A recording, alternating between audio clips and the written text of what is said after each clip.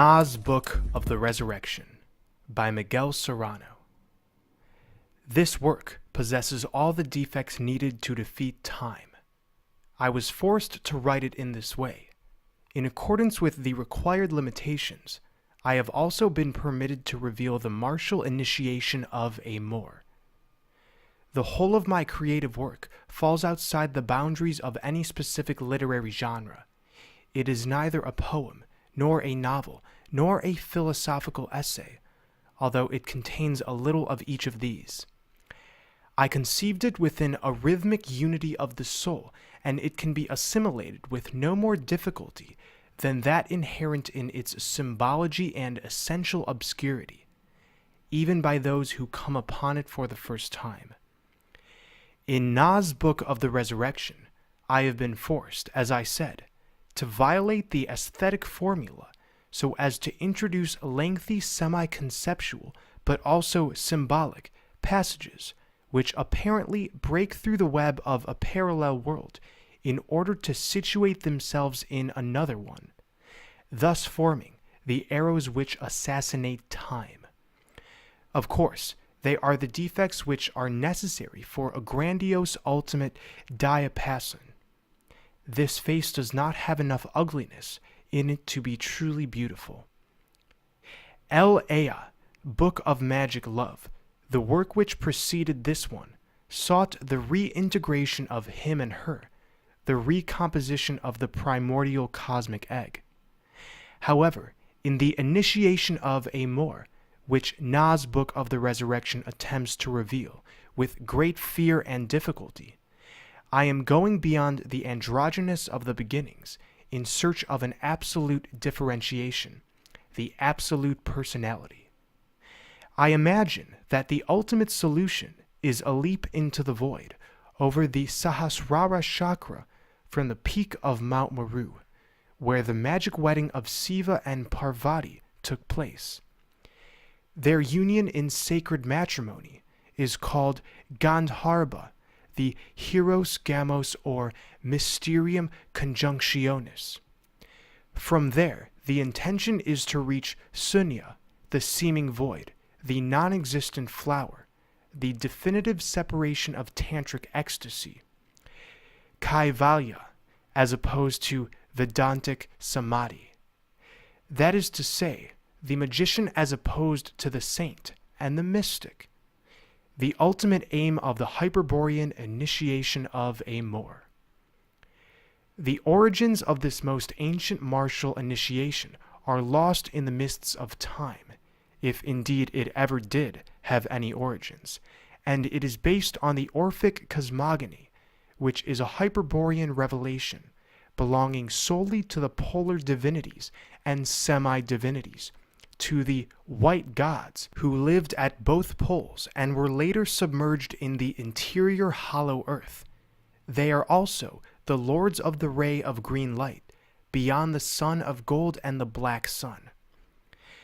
According to the Orphic cosmogony, love drives the cosmogonic Eros to break the cosmic egg, which encloses it, dividing the androgynous. Thus, creation is the dance of him and her, seeking and losing each other throughout infinity. There is a mystery which has rarely been spoken of, and then only in a tremulous, almost inaudible voice. The androgynous had a female companion who was not its her inside the egg, but had always been outside it, even before it was broken, before the loss of the paradise of Hyperborea. Hyperborea means beyond the ice and storm. The Book of Genesis calls her Lilith. The Book of Genesis is known to be an Atlantean story which has been adulterated, expurgated, totally mutilated. Closer to what really happened is what Plato tells us about Atlantis in his Critias and Timaeus. In the beginning, a man issued forth out of the earth. He was called Evanor, and he married Leucippe. They had a daughter, Cleido. The god Poseidon fell in love with her. Perhaps this is the fall of the divine extraterrestrials, of which the Book of Enoch tells us. The angels, it says, fell in love with the daughters of men and consorted with them. From them were descended the semi-divine heroes who were no longer immortal. From the union of Poseidon and Cleito were born 10 kings of Atlantis, the eldest being Atlas, who supports the pillar of the sky. After him comes Apollo, who protects the oath and the golden law. Apollo, according to the Greeks, traveled to Hyperborea every 19 years in order to rejuvenate himself. In reality, the Greek gods are the heroes and kings of Atlantis Hyperborea. Poseidon and Cleito produced the 5 pairs of twins who were the 10 kings of Atlantis. The Dioscuri, Castor, and Pollux are one of these pairs. So also may be Jason. At the very least, he is the king of the Grail, like Heracles Hercules. It is important to be able to cast light on the mystery of the twin kings of Atlantis. Is the twin a material entity, or only the double in an astral parallel world? It can be deduced from all this that various levels of humanity exist. The divine humanity of the Hyperboreans, the semi-divine humanity of the heroes descended from the intercourse of the gods with the daughters of men, and that of the animal men, the Sudra, the Pasu, the slaves of Atlantis, perhaps the robots of Atlantis, who somehow managed to survive its sinking. Plato tells us the story of the destruction of Atlantis as if it refers to a catastrophe which occurred a very long time after the immense tragedy that is only recorded in the Akashic register of the universe. Only the divine Hyperboreans escaped from it in their vimanas, or flying discs, going to other planets. To Venus, the morning star, the axis of the earth shifted, the seasons were born, the second earth involuted. The first earth became the hollow interior earth. When the divinities returned, ages later, Lucifer was one of their leaders. They found everything changed. On the surface were strange, unrecognizable beings. Evenor? Leucippe? Cleito? Some of the extraterrestrials fell in love with the daughters of men. Lucifer and his hosts entered the interior, hollow earth, where they built the cities of Agartha and Shambhala. There they hoped to be able to recover those who had turned into semi-divinities through consorting with the terrestrials.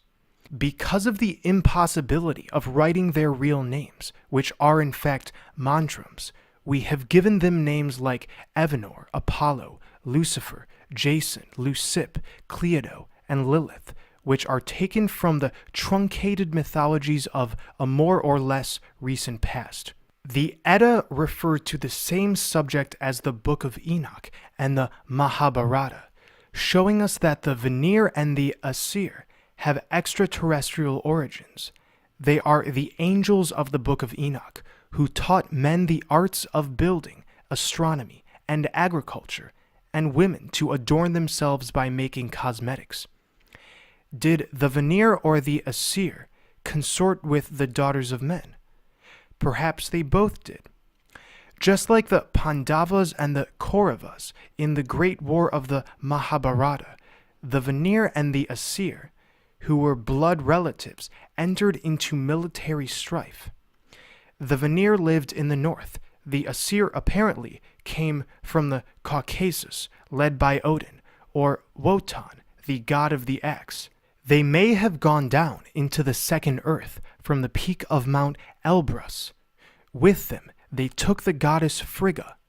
The Vanir had Freyja. There is effectively little difference between the two names. They also had Atlas, who gave his name to Atlantis. He was the supporter of the pillar of the sky above the North Pole, with his head touching the pole star above. Soon Atlas, too, worshipped Odin's axe.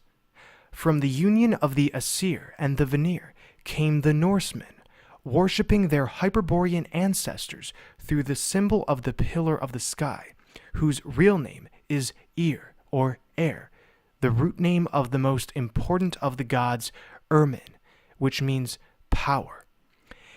In the Nordic cult, The tree then became the symbol of the legendary pillar. It is the Irminsul, an ash which stood in the Eresburg, the castle of Air. Charlemagne felled it, while the monk Boniface cut down the sacro-patriarchal oak called Donar in the 1,000-year-old grove. Both converted the pagans by force.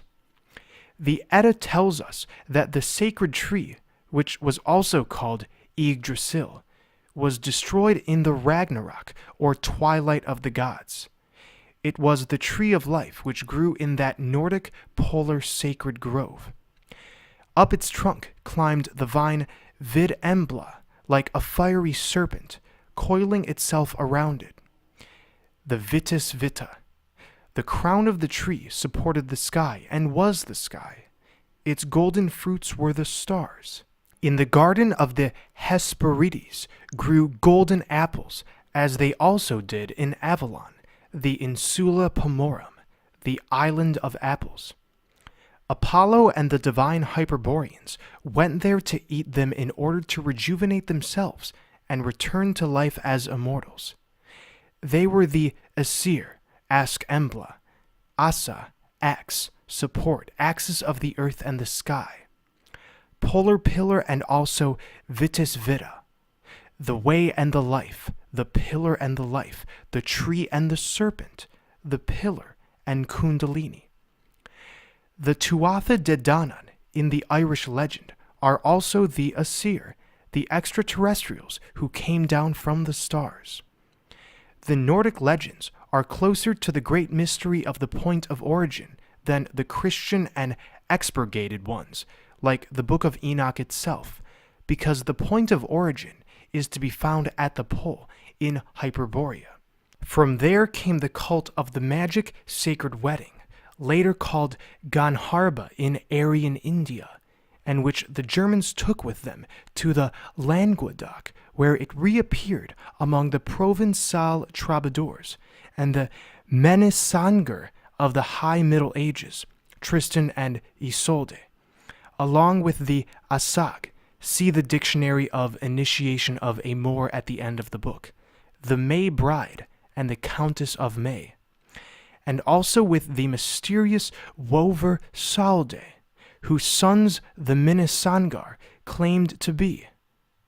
With regard to the Hyperborean magic wedding, it should be borne in mind that the name of the god Poseidon comes from the Greek Posis, which means the married one, the husband of Cleito, the betrothed.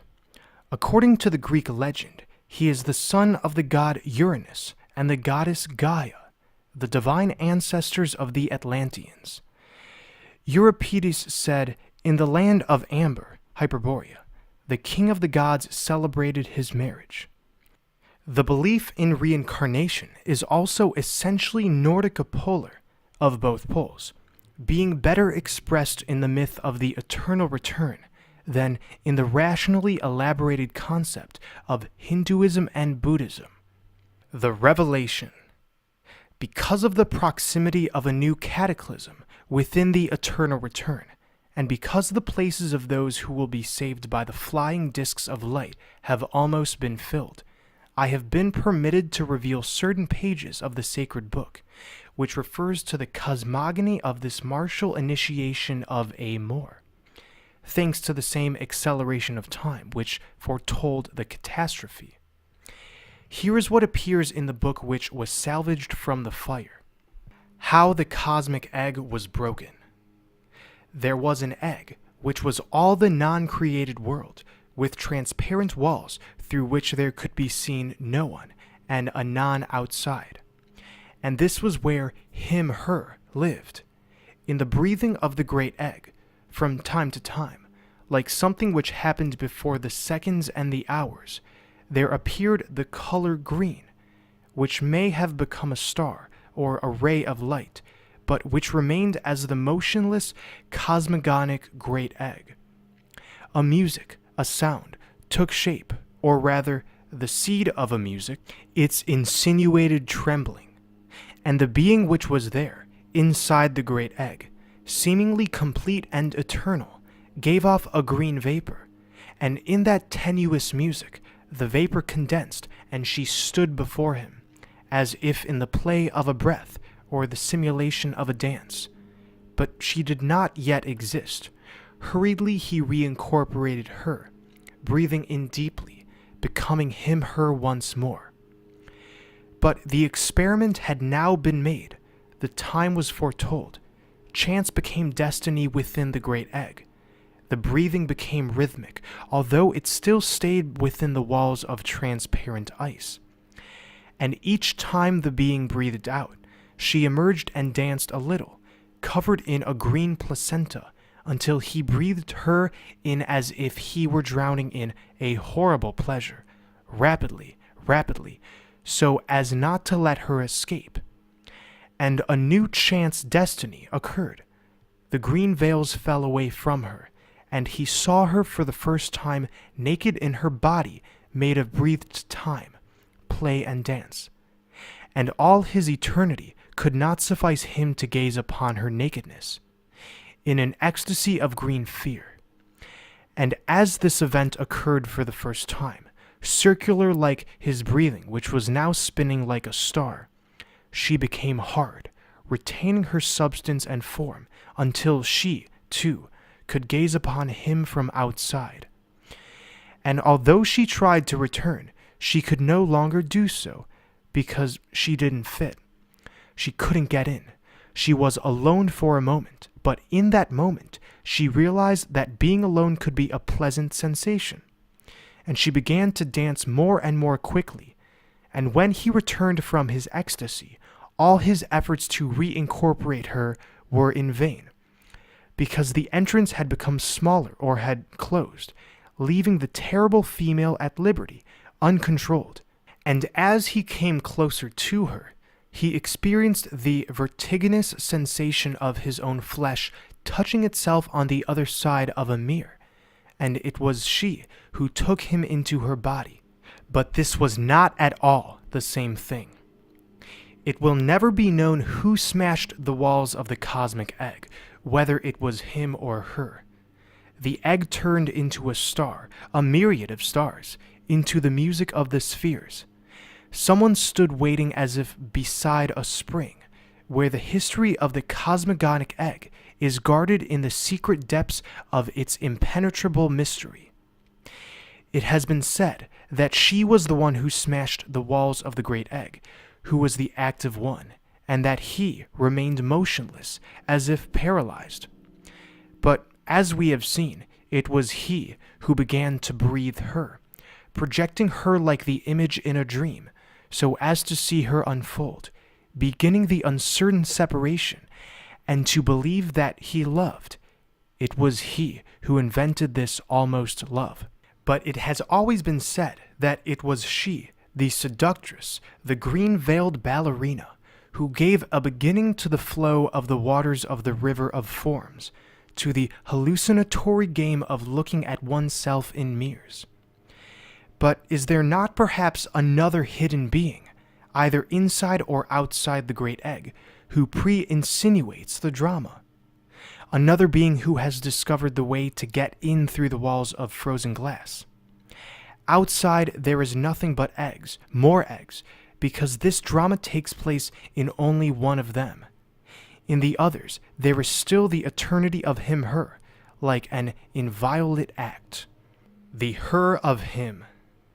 We are coming down from the ray of green light, first to the inaudible music of the black sun, then to the audible music of the sun of gold. And from its light which surrounds us, we have managed to extract the knowledge that the externalized woman does not have a soul or a pre-existence, which would make her immortal, because she was projected. This knowledge drives her to suck in the man, drawing him into herself, repeating the original event, but in the opposite way, as an even more obscure act. He will soon become the sun, prolonging within the species the possibility of the eternal return, the turnings of the wheel, so that the hope of reintegration can continue, and the longing. she perpetuates herself in reproduction, conserving the increasingly tenuous hope of resurrection and of becoming immortal. However, solely through his immortality can she become immortal. This mystery is revealed only to a few in the initiation of the Grail, that stone which fell from the ray of green light, the cup of eternal life. There are two types of women: the seductress, who wishes to go on dancing outside so as to imagine herself alive and with a soul, enticing the warrior in order to desecrate him, and she who places her eternity in the hands of her lover, who dies so that he may live, because she believes in him with faith and love, imagining that if he regains his eternity, he will make her immortal too. Whoever has the good fortune to meet this woman should respond to her with loyalty and honor, and should one day try and return through the walls of transparent ice, beyond the cold and the storm, because she has staked her immortality on his. Woe betide the one who, having received the gift of eternity in the cup of death, was not loyal to her, and was not able to bring her back to life. There is only one her for each him. She has been singled out for him in some register of the universe. This cannot be changed, because she is the her who came out of him. In the turning of the wheel of the eternal return, it is not always given to them to meet. One or other might arrive late or too early, but if they do manage to meet, everything must be put at stake to bring her back to life, and it is a crime to continue losing lives in other non-essential searches, because no one can succeed in replacing her. The way of return is a hard one. Here is the song of the wayfarer. O Lucifer, there never was a passage, and no one since earliest times has ever discovered it, neither by sea nor by land. This slender thread of crystalline water, wind and green light, this sighing of his breast, the way is agonizing, deep are the waters of death. Where, O Lucifer, shall we cross this immense sea? With Lucy Bell, we have lit this fire which never goes out, and which leads us to a superhuman, irreversible destiny. The gods.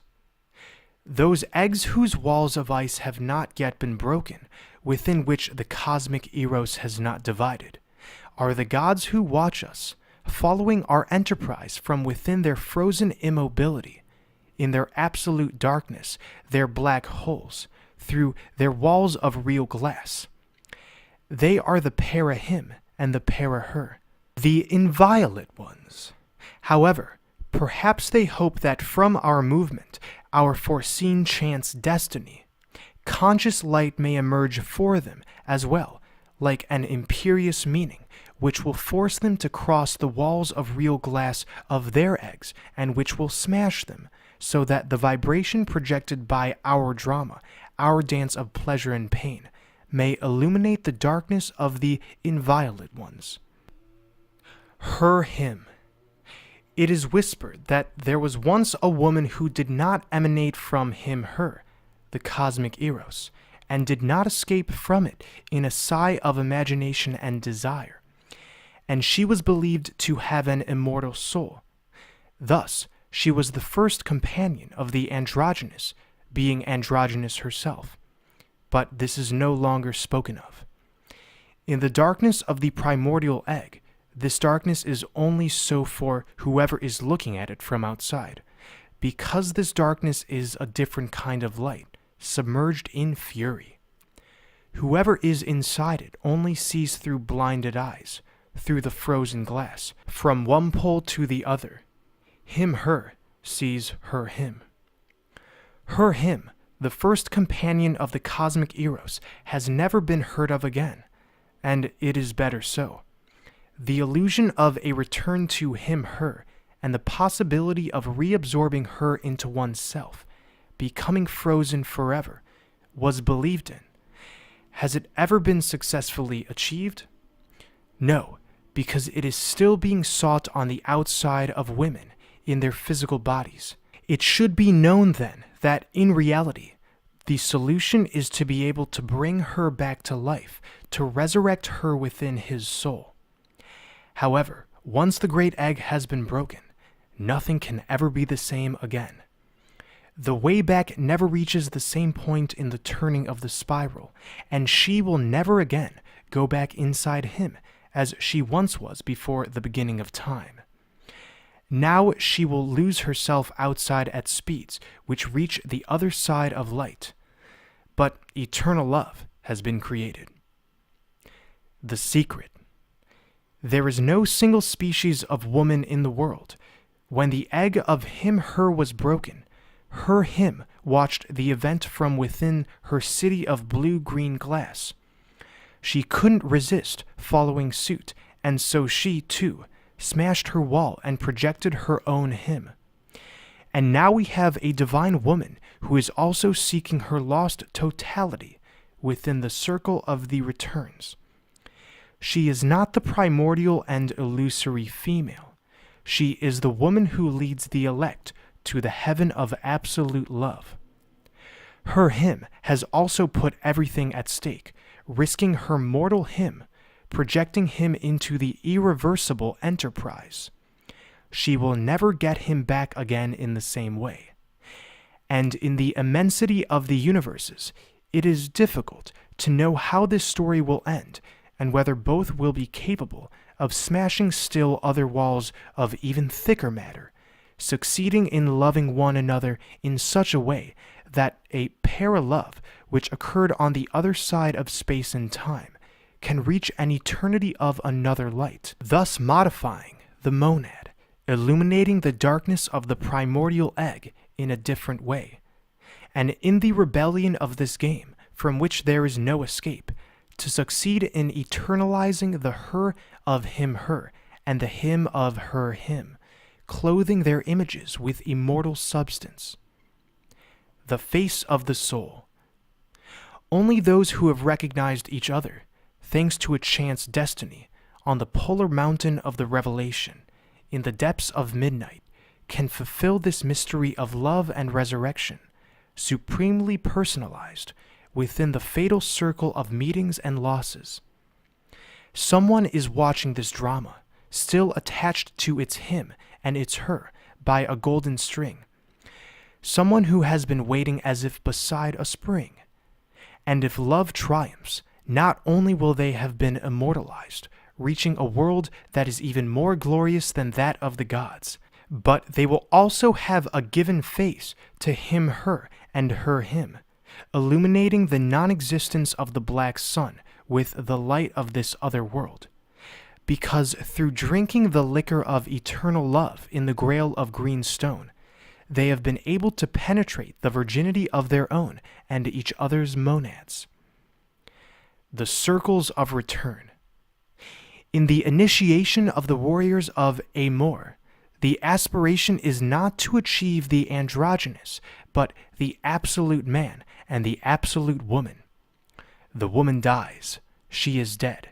She must die in order to return to life. She is the warrior's companion, existing only in his mind, in his spirit. Only with the memory of his beloved in his heart can the initiate achieve the grail. In the warriors of the order, immortality passes from the species to the individual, accompanied by an incurable sterility. Because he who continues to procreate children of perishable flesh cannot resurrect. The signs of the immortals is the square pupil. Look closely at the eyes of every traveler you meet, lest an immortal cross your path and you fail to recognize him. You have the impression that you have heard these words, seen the fire that consumes and illuminates each of these pages, and had the vision of the cosmic egg before. And this is so, because the great egg is to be found inside another still larger one, which has never been broken. Because of this, the act of losing is eternally repeated, because the longing revolves within the walls, still intact but limited, of a universe without exit, repeating each image, each fragment, each star, eternally, until someone, someday, in the depths of midnight, reaches the midday sun, and, with the sword of a ray of green light, succeeds in smashing the walls of this other huge egg, opening the way to the existence of a reality which has never been imagined even by the greatest of the searchers of longing. Drive your sword into the mirror beside the fire, so that as it is reflected in it, everything looks as if it is in an upside-down sky, like an arm holding it, rising out of the waters, and passing your sword over the fire, sing, O sun of gold that reflects the black sun, O black sun that hides the ray of green light, withdraw your luminous shadow, rend your veils, so that I may see the hidden face, veiled by your disk, by the revolving of your swastika, because the one who is hidden there is I myself. Let forgetfulness never again fall upon us. Let what we lived through in the eternal return not find us again without memory, without recollection. Let us engrave it forever. Continue your search for the city. Enter it. She, too, is searching for it. Draw your sword. Unsheath it. The moment has arrived. From this vision, one can deduce the following. Loveless Amor consists of a reintegration of her in him and him in her, which Jung conceived of as the reintegration of the anima and the animus, psychologizing a sacred mystery. However, this does not imply a return to the original androgynous, a recomposition of the cosmic egg, which had divided, because now a face is being given to the soul, as the book explains. The face of the lover and the beloved, of her him and his her. Him her and her him have found each other again in a different way, with Amor, that is without death, becoming transfigured in a total absolute personality, achieving oneself. Separated and united for all time in the separation of him her and her him, in the immortality of a resurrection, which has thus been invented and created, of a non-existent Amor, but more real than anything that exists, the Amor of him, her, and her, him. Miguel Serrano.